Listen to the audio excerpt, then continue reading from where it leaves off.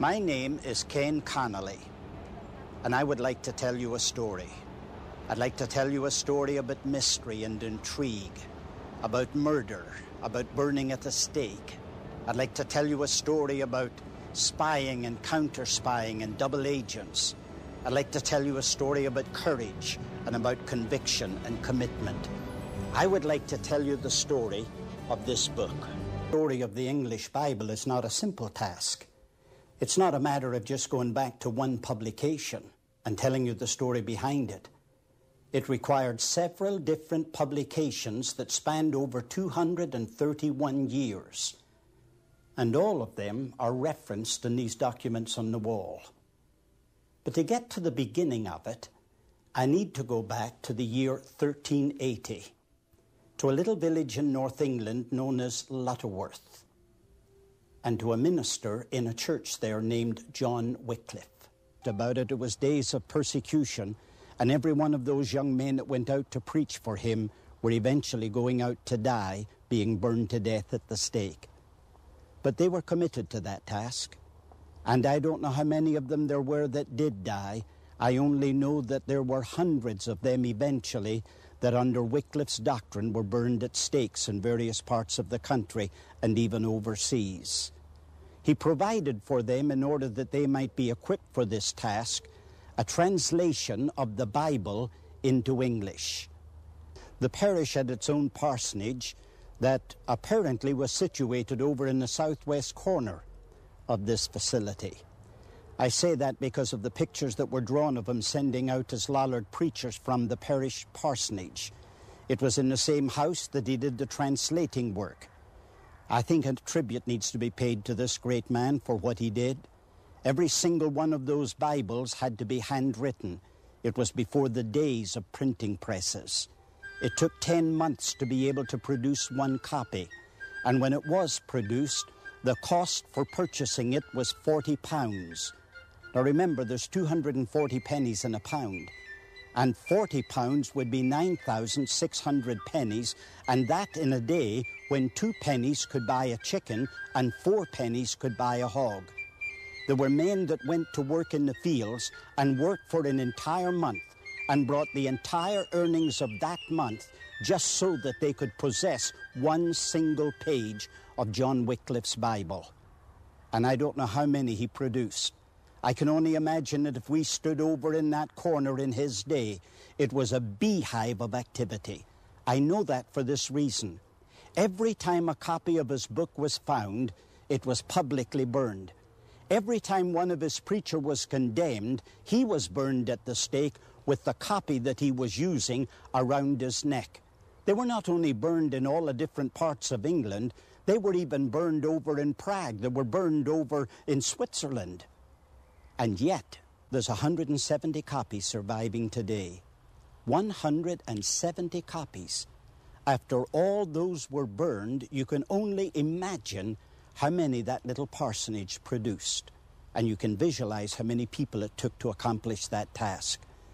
We're standing here now, over 600 years later. But you can walk into that church and see a fragment of the pulpit from which he preached.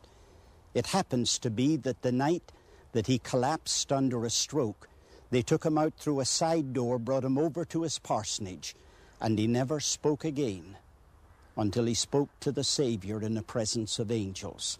It was only 2 days after that he went to be with the Lord.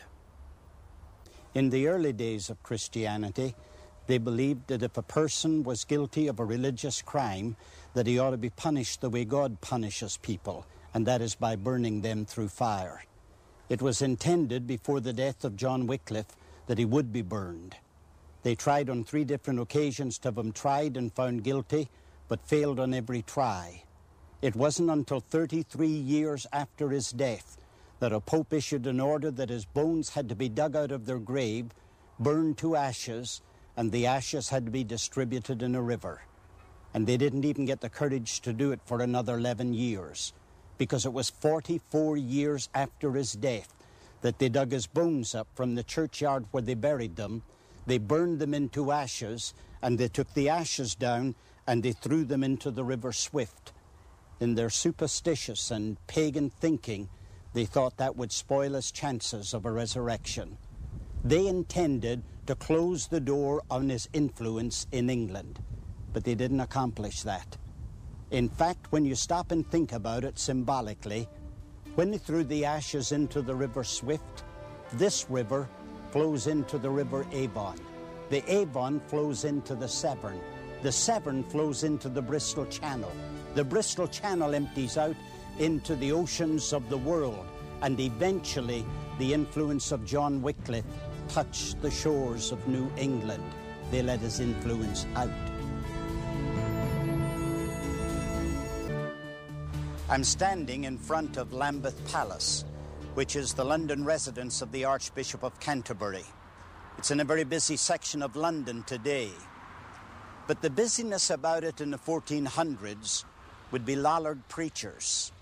That part of the building behind me is referred to as the Lollards Tower, because it was a place that was used as a prison to keep them until they went out to die. I'm fascinated by these Lollards. I don't know where the name came from, except we know that it was given in derision.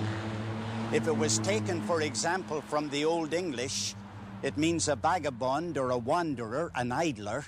Or if it was taken from the Latin, it means a tare, meaning a weed among the wheat. No matter how you look at them, they were not appreciated in their day. But they were magnificent people. They fell under the influence of John Wycliffe, and John Wycliffe gave them something that they would never get at a modern Bible school or seminary. I say that for this reason. He taught them how to live. When they left him and went out to preach, they had no shoes on their feet. They were barefooted. They had coarse clothing. They were specifically told that they were not allowed to beg. If their needs were not provided for, then they were to go and work for it. And a very strong and keen ethic became a part of their living standard. He also taught them how to preach. You see, in that day, these were the people that would refute what the priests were teaching. And they had no better teacher than John Wycliffe. John Wycliffe was the greatest theological brain of his generation. And I don't think that matter could be disputed. And when people in those days went from university to university, they went because they were attracted by the teachers. And the influence of that man's theological thought must have thoroughly trained them, because they were the people that stopped the lies that were being told by the priesthood of that day. The third thing that he taught them how to reproduce. I mean by that, these men were going to give their lives for their faith. It wouldn't take long to stamp out the movement unless they learned how to reproduce themselves. And apparently they well learned the lesson. In those days, there were about 30 to 40 universities across Europe, and students would travel from one to the other attracted by the teachers, and they would fall under the spell of those teachers. In this instance, that would bring truth and allow it to travel to other parts of the world. And it did travel to other parts of the world.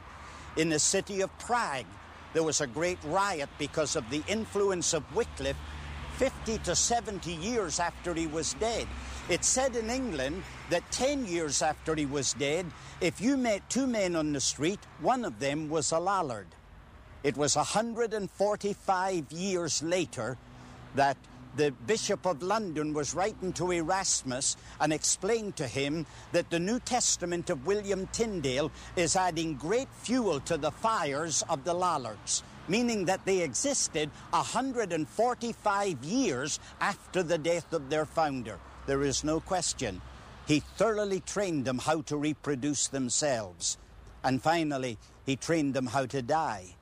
It's an uncommon kind of education when you bring a man into a classroom and then tell him that the end result of his study may bring him to a place of death, but that's exactly what happened to these people.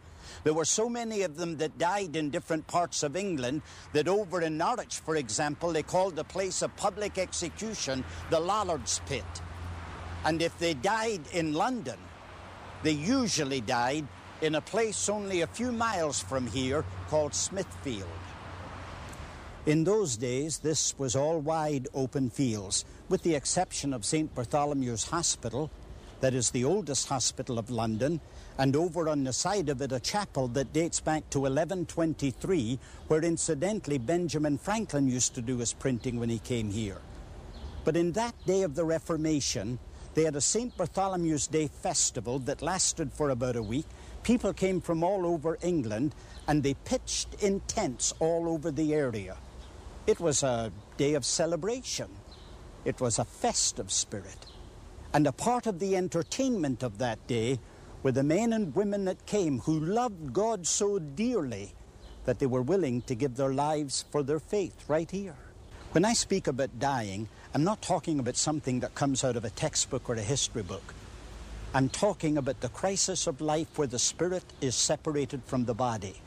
And the means by which it happens is by burning their flesh until they die. Think of the cruelty of that. It only prolongs and deepens the agony when a wind blows, because when it blows in one direction, it carries the flame to one part of the body. On one occasion, a man was put to death here, and he could take his right arm, cross his chest, get a hold of his left arm, pull it from the socket and drop it onto the ground. There were men like John Frith who died here. He was referred to as being the brain of the Reformation period. And what about men like John Lambert? John Lambert, when people came around to see the testimony of this man dying, he couldn't communicate with them any longer, but his last communication, the flames had come up over his head, and he lifted his hands above his head. There were fire shooting out from all 10 fingers, and he cried to the crowd around here, "None but Christ, none but Christ."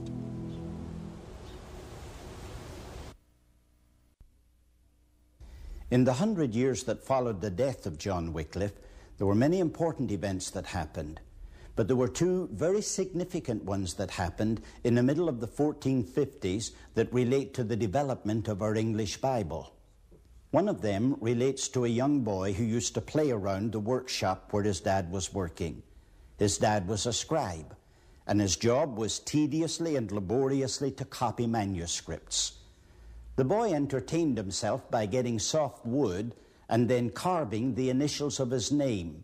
And on this occasion, he had placed them on the table where his dad was working. His name was Johann Gutenberg. When he was touching them, the H fell off the table into a bucket of purple dye, and he quickly retrieved it from the bucket and put it onto a piece of paper and let it dry. Then, when he picked it from that paper, he saw that it left a perfect image, not only on the paper, but also in his mind.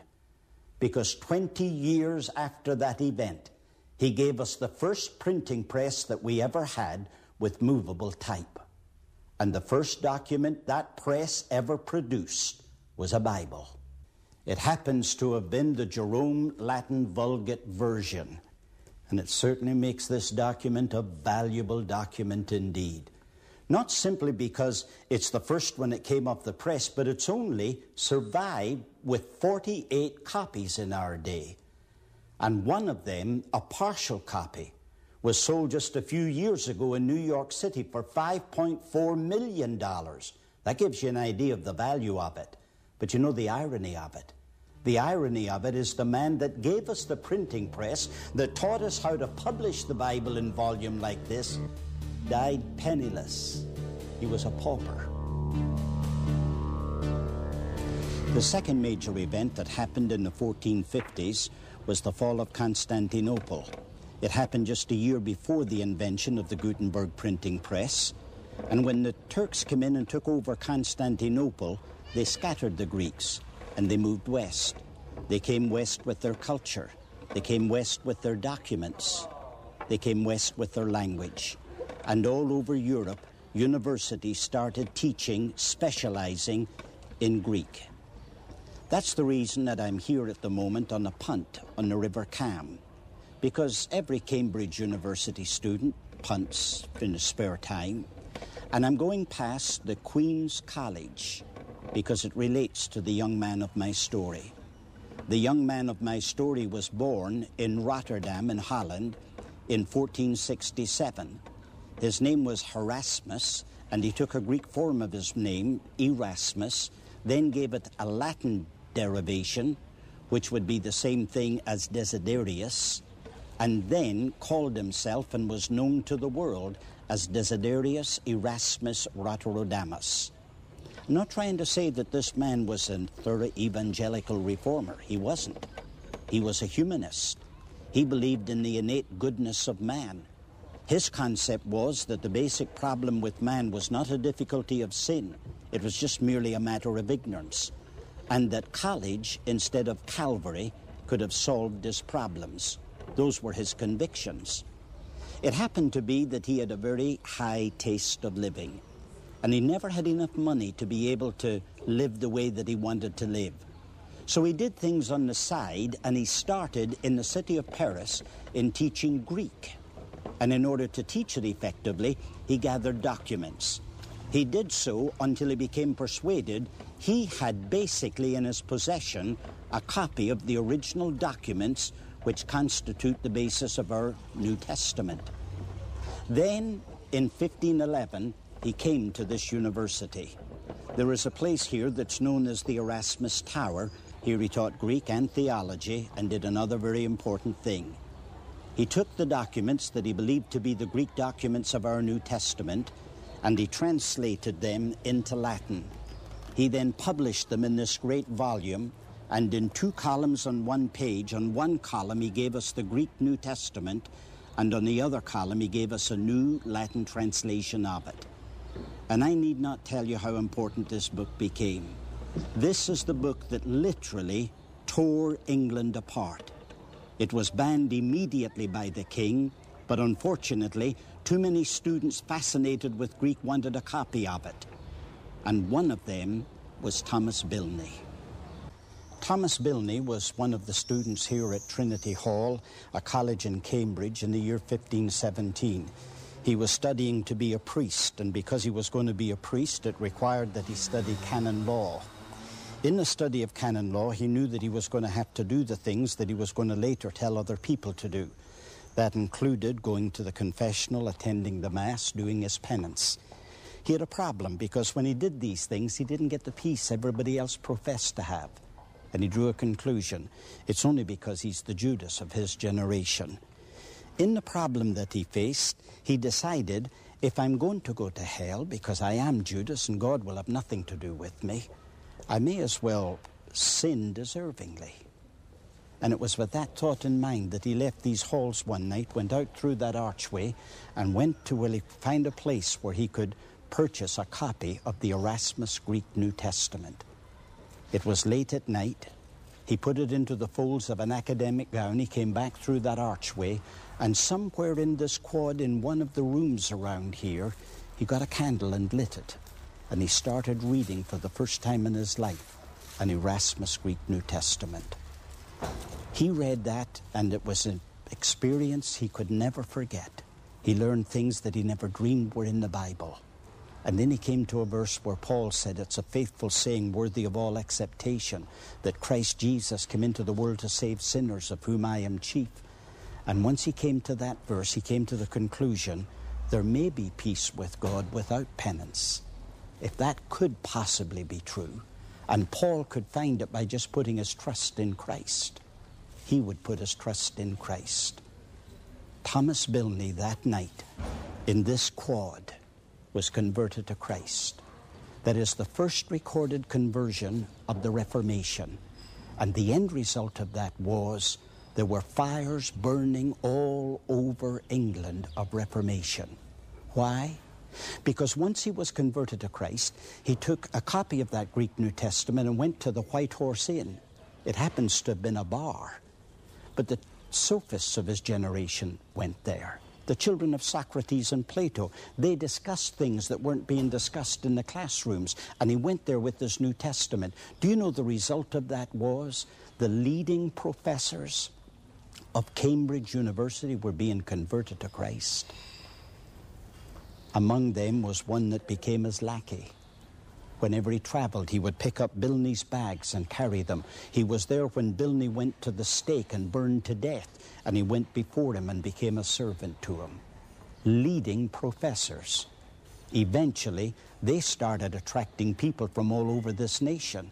And among the people that came from different parts of England to this place, because of what was happening at the White Horse Inn, was a young man named William Tyndale. He was an excellent Greek scholar. In fact, he was so well versed with 7 different languages that no stranger could determine which one was his native tongue. And he was a very committed man. In an argument one day, his debater said, "We had better be without God's law than the Pope's." Tyndale fired back at his opponent, "I defy the Pope and all his laws. And if God spare me, I will one day make the boy that drives the plough in England to know more of the Scripture than the Pope does." These are the fields on which Tyndale watched commoners ploughing constantly.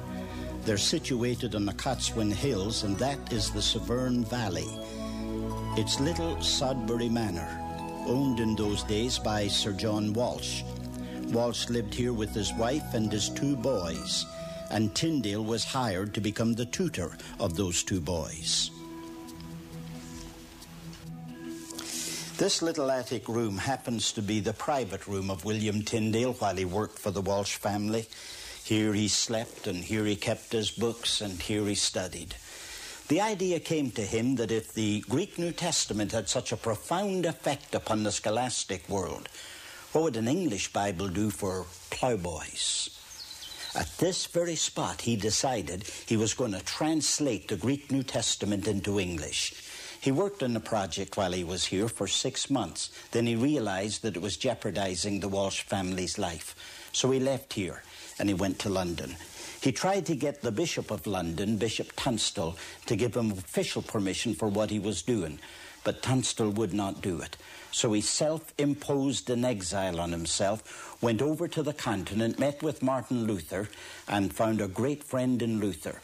He finished the work of translation and then started on the problem of having it printed. That was a very difficult problem for him to solve because the English had decided they were going to do everything to make it impossible. They put a price on his head. And so he lived in poverty, crisscrossed his paths. He was on one occasion, they were coming in the front door to arrest him in the print shop when he gathered whatever documents he could and went out into the night in the back door. And he lived like that. But one holy passion gave him and made him indefatigable in his energy. He wanted to finish this work. And eventually in December of 1525, his work was completed. And a new phase began. How is he going to get these Bibles smuggled into England? Would you believe that that all has something to do with this? A bag of flour? The spot where I'm standing is where the Port of London was during the days of William Tyndale, and it was run by German authorities. He became so acquainted with these German authorities that he knew they would help him to smuggle his Bible into the land. You see, it was at this place where all the commodities came in from the continent, and among those commodities that came, sacks of flour, and in the sacks of flour, William Tyndale Bibles. It's a little bit ironic, but he stands in the form of a statue right across the street from where I'm standing, and he's looking right down on the place where his Bibles were smuggled in. I'm not talking about 1 or 2 Bibles coming into this country. I'm talking about thousands of Bibles coming in 1 or 2 at a time. And every time one came, a life was in jeopardy in order to smuggle it in. But they came in such a large quantity, they shook all England like a shockwave. But why today is there only one complete 1526 Tyndale New Testament remaining? There was a man who was the Bishop of London in that day known as Bishop Tunstall. And Bishop Tunstall was a bitter opponent of all the principles of the Reformation. He did everything that he could. He preached against it fervently. And any time that he could find a Tyndale New Testament, he brought it here to St. Paul's, and at the cross, he ceremoniously put it on fire. He went to extreme measures. He went so far that he put together a bank account from the coffers of England of every penny available to him. He determined that he was going to go over to the continent, buy every one of these Tyndale New Testaments to be bought, bring it here to St. Paul's Cathedral, and put it on fire ceremoniously. He picked his man for the job. His name was Augustine Pakistan. Pakistan was a tradesman that did a lot of work on the continent, and Tunstall knew that Pakistan would know his way around the cities and would know the contacts that could get him in touch with these Bibles. But what Tunstall didn't know, he didn't know that Pakistan was a friend of William Tyndale's. Pakistan, in fact, when he asked Tyndale if he would give Bibles to be burned, and Tyndale objected to it, Pakistan explained to him, "But I'm willing to pay you 4 times the cost. So for every one you give to be burned at St. Paul's, I will replace that one and add 3 more to the arsenal." And it satisfied Tunstall, who, thinking that he was destroying Tyndale's influence, was in fact paying for the cost of it, and it satisfied him that he took these Bibles, put them down here at St. Paul's Cross, put them on fire, and out of the embers, 3 more were born. In 1535, Tyndale was captured. It was a friend that betrayed him. And they took him to the castle at Volvord, and he spent 18 months before they took him out to die. And how did he spend those 18 months? Still translating the Hebrew Old Testament into English. It was a life passion with him, and he couldn't get away from it. It was the irresistible force of his heart. He wanted men and women to have a Bible in their mother tongue, and it was for that he died. In October of 1536, they took him outside the castle.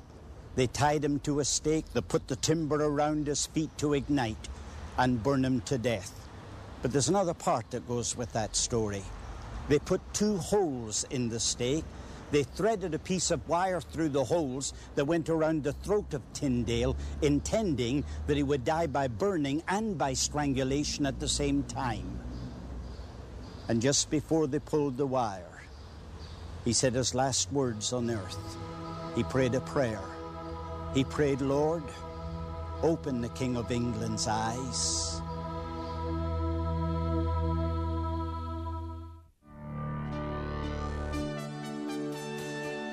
I'm sitting at this moment in one of the rooms on the ground floor of our London archives, and I'm reflecting on the different portions of history we've looked at. We looked, for example, at the English Bible that was given to us by John Wycliffe. We looked at the Gutenberg Bible. We saw the Erasmus Greek New Testament, and we paid attention to the accomplishments of William Tyndale, who in 1526 gave us an amazing New Testament. And when he was dying, he prayed that prayer, "Lord, open the King of England's eyes," and the Lord very quickly answered that prayer. A young man that had been his associate by the name of John Rogers picked up the pen when it dropped from Tyndale's hand, and he finished translating the Hebrew Old Testament. He then took the documents, packaged them together, and of all places, he sent them to England to be published. And the publisher was so enamored by what he saw, he sent them to the Archbishop of Canterbury in an effort to get official license to have them published. The Archbishop of Canterbury, in turn, decided he would try to get approval from the King of England, and he was able to accomplish that. In fact, on the title page, it states that it is set forth with the King's most gracious license, and that's remarkable, because it was printed under an alias. It was known as the Matthew's Bible. And on top of that, on the last page of Malachi, it had the initials WT, standing for William Tyndale, as large as they could be. Amazing that in the sovereignty of God, he kept that from the King of England so that he would put his approval on its publication. However, the Matthew's Bible had very strong footnotes in it. A footnote is where they took a verse of Scripture and they made a reference of application to the conditions of the church in that day. And the Secretary of State was afraid that the King of England would withdraw his approval because it would interfere with his foreign policy. So the Secretary of State appointed Miles Coverdale to take that Matthew's Bible, edit it, and soften down the footnotes. And when he did, in 1539, he gave us this Bible that is referred to as being the Great Bible. This also had the approval of the King of England, and you can see why it's called the Great Bible. It was the largest Bible in print to that date. And if you question why there are chains associated with it, it's because the King of England required that every parish church in England would purchase one of these and make it available for reading of the public. And if they didn't purchase it by a certain period of time, they were fined for that. On top of that, they were required to let the public come in anytime they wanted to read it, with access to read it.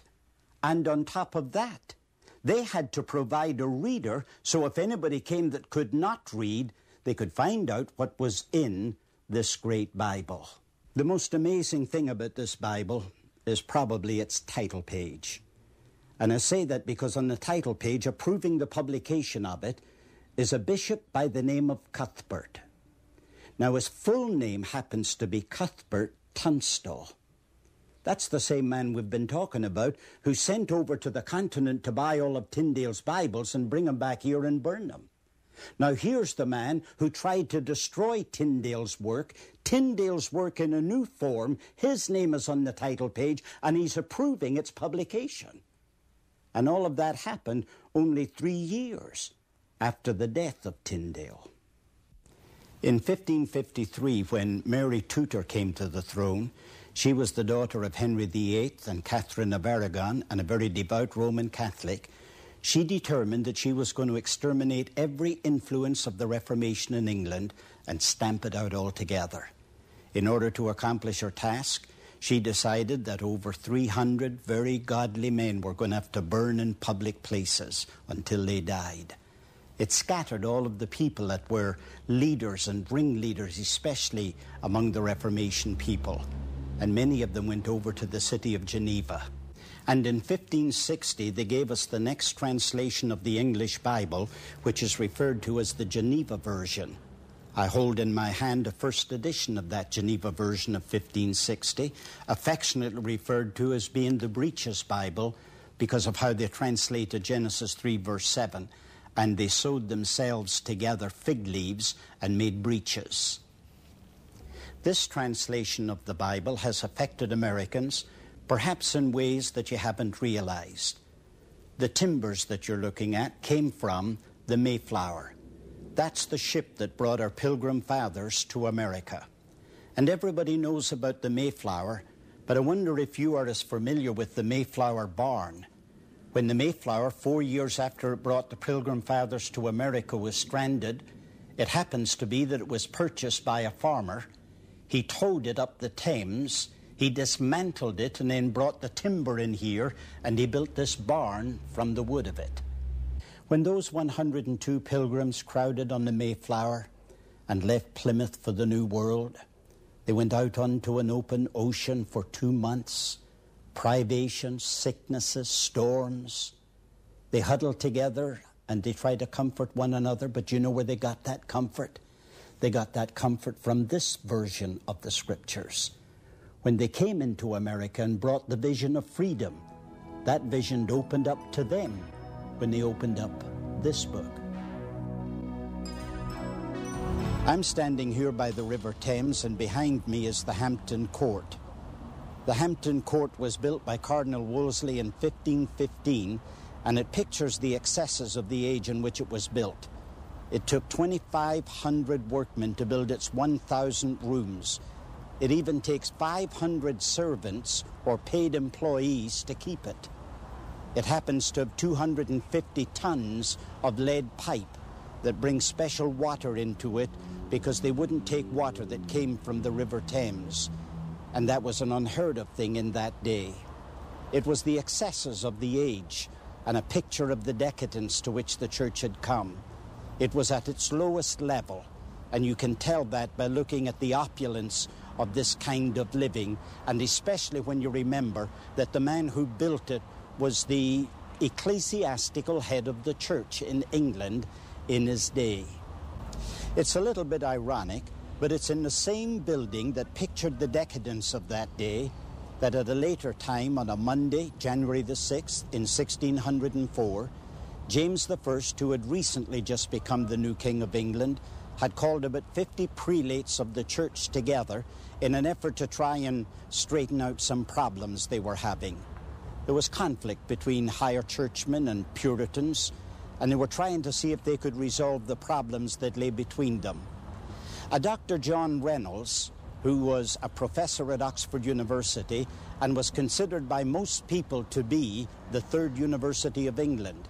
He was in every respect a walking encyclopedia, but he was left out of the proceedings for the first day. When Dr. Reynolds got an opportunity to speak to King James, he suggested to him a new translation of the Bible, and he found a very warm response from King James.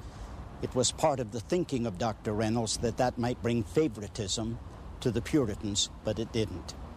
However, it did give us the opportunity of having another translation of the Bible that became the greatest piece of literature in the English language. It happens that King James appointed a Dr. Richard Bancroft, who was the Bishop of London and later became the Archbishop of Canterbury, to undertake this task. Bancroft then selected 3 men who were academicians from the 3 different learning centres of England. That would be the University of Oxford, the University of Cambridge, and here in Westminster. And their job was to put together committees of proficient people both in Greek and in Hebrew, and form 6 separate committees working in these 3 different areas. Those that worked in Westminster worked in this room where I'm presently standing. This is the Jerusalem chamber of the Westminster Abbey. Shakespeare spoke about this room in one of his plays. It was when Henry IV was going on a crusade to the Holy Land that he stopped at the Abbey to have a word of prayer. And while he was in prayer, he had a stroke. He became unconscious. His servants took his body into this, which was part of the deanery, meaning it was part of the residence of the Dean of Westminster, and they brought him into this particular room. In fact, they brought him so that they laid him down in front of this fireplace, unconscious, and when he became conscious, they told him that he was in the Jerusalem, and he immediately remembered somebody predicted that going to the Holy Land he would die in Jerusalem, and he said, "I am now ready to die." And at this spot, Henry IV died. Does that make this an important room? Because if you think it does, it is not as important as it becomes when you realize that translators of our King James Version of the Bible met in this very room to do their translating work, and in this room, that work was dedicated. That book was the greatest piece of literature in the English language. Nobody will ever dispute the fact that no other book has ever come off printing presses that has sold as many copies as this one book has sold.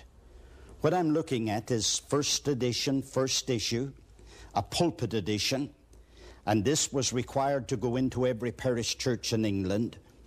This is the composite work of some 50 to 60 men. We really don't know how many men there were that did this work, because during the interval of its translating, there were some who died and there were some who were added to the team. So it's between 50 and 60. They were the greatest brains of their generation. I mention that to you because you remember William Tyndale's New Testament. He had only 2 years to do the translating work. He was a vagabond with a price on his head, wandering in the dark from city to city when he did his job. Look at the quality that comes out of the men of their generation who were considered by their peers to be head and shoulders above everybody else. They finally gave us what we can now call to be the English Bible. We started off with Wycliffe in 1380. We've traveled down step by step, stage by stage to 1611. It was finished in 1610 and took the next year until it was printed and made available. And then, in this very sacred room, this book was dedicated. And it has transformed lives and comforted people without number ever since then. When we started this, I asked you to come back down through the pages of history 600 years into the past. Now I'm going to ask you to come forward about 400 years to where we are today. Where is the hangman's noose? There's nothing left but a little brass plaque on cold cement. But you can't look at that without remembering there was a time when it was ankle-deep mud that was dyed red with human blood. You can't forget that. You can't forget that today Smithfield is just a busy marketplace. But there was a day when the stench of burning human flesh filled the air, and you cannot forget that. It may be you remember a time when the dungeons of the Tower of London heard the groans of men breaking up the night, men that were sick, men that turned on beds of straw and rattled chains when they did it, waiting to go out to die. And you can't look at the Tower of London today and forget that. The Castle of Vulvord has nothing left of it. The only thing that is left is a monument to the William Tyndale who died there. Why did these men pay that price? They paid the price simply because they wanted you to be able to go in comfortable clothing, sit in air-conditioned buildings on soft seats, and pick up a Bible of your own and open it, indexed, verse divided, page numbered. You just can't forget these things. There's not a single Bible that exists today, but it's a monument to these men. But I don't know why it is we've just made it commonplace. We've taken it and made it just simply an article of furniture that lies in the house and it gathers dust and haven't done anything about it. You remember when the children of Israel came across the Jordan and God asked them to pick up stones and put 12 stones as a monument by the river? Why?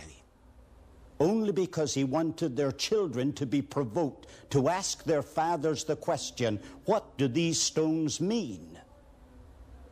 And I can't help thinking that one of those original pages that could have been touched by the hands of one of those martyrs on the walls of your living room might provoke your children to ask the important question and give you the profound honor of answering it.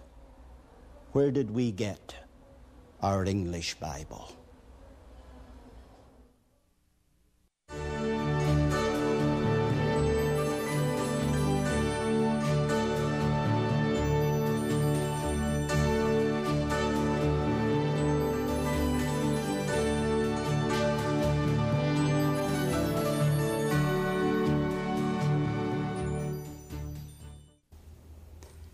I'm looking at the actual documents that came from first publications of these different Bibles I've talked to you about.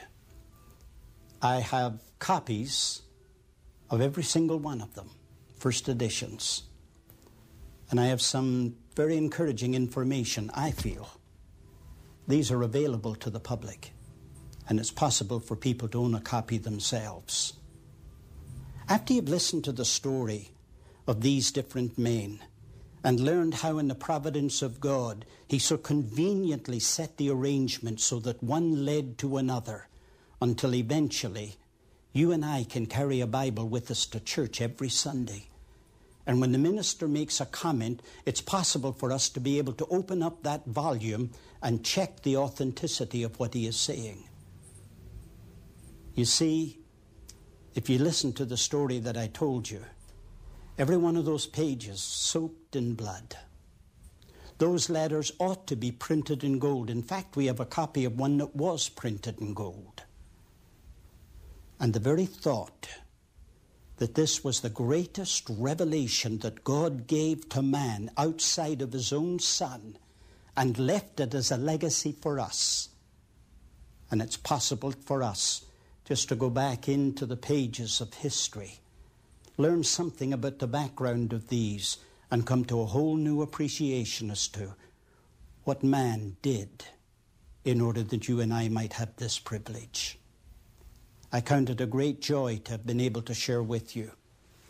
These are authentic, not replicas. Every one of them is a certificate of authenticity that goes with it.